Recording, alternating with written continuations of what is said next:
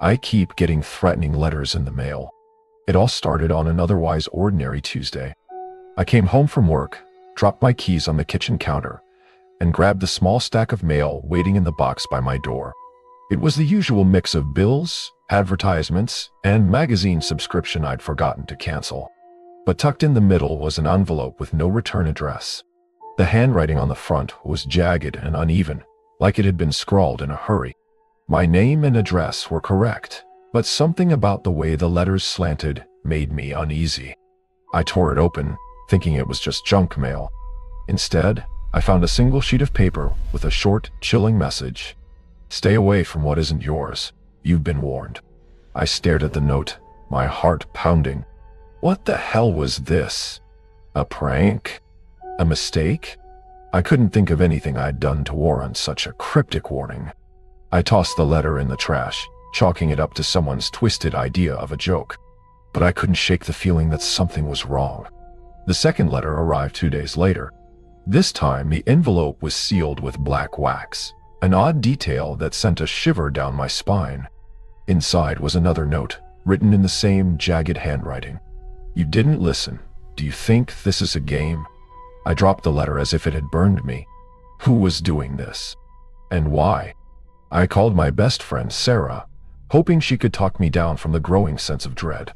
"It's probably just some loser trying to mess with you," she said, her voice steady and reassuring.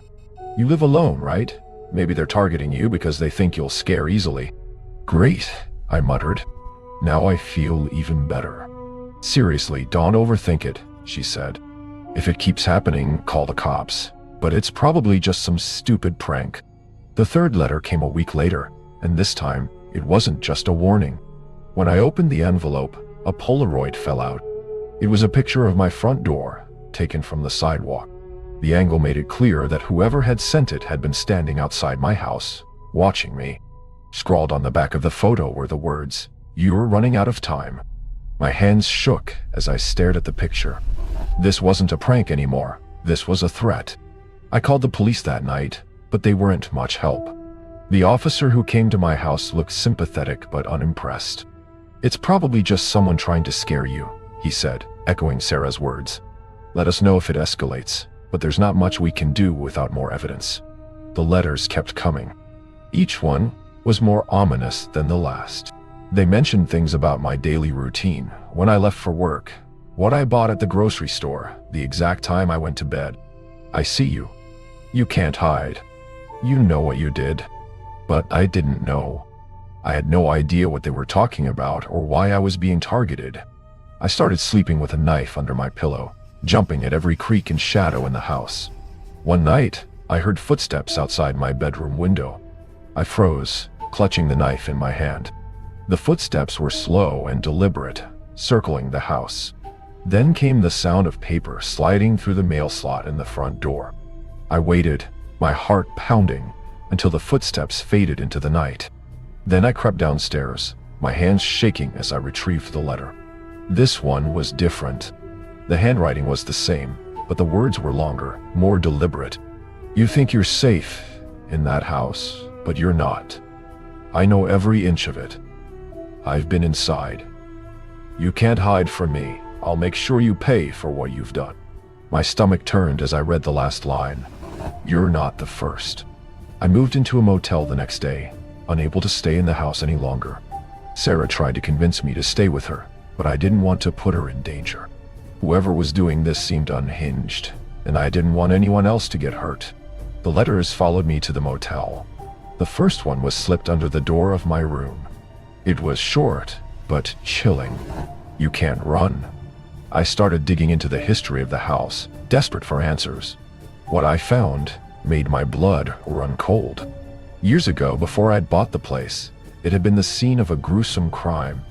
A man named Richard Caldwell had murdered his wife and daughter there before taking his own life. The house had been on the market for years, unable to sell until the price dropped low enough for me to afford it. I'd known about the murders, but I hadn't thought much of it at the time. It was a tragedy, but it was in the past. Or so I thought. The next letter contained something horrifying, a lock of blonde hair tied with a red ribbon. My stomach churned as I realized it looked exactly like the hair in the photos of Richard Caldwell's daughter. The note attached to it was simple. "Do you believe me now?" I couldn't take it anymore. I packed up my things and left the motel, driving aimlessly for hours before finally pulling into a rest stop. That night I slept in my car, too afraid to check into another motel. When I woke up, there was a note taped to the windshield.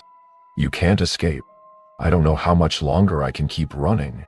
The letters haven't stopped, and I'm starting to feel like I'm being watched everywhere I go. Whoever this is, they won't let me go. And the worst part? I'm starting to wonder if they're right. If I've done something terrible, that I can't remember. Because sometimes late at night I hear a voice in my head whispering, 'You know what you did.'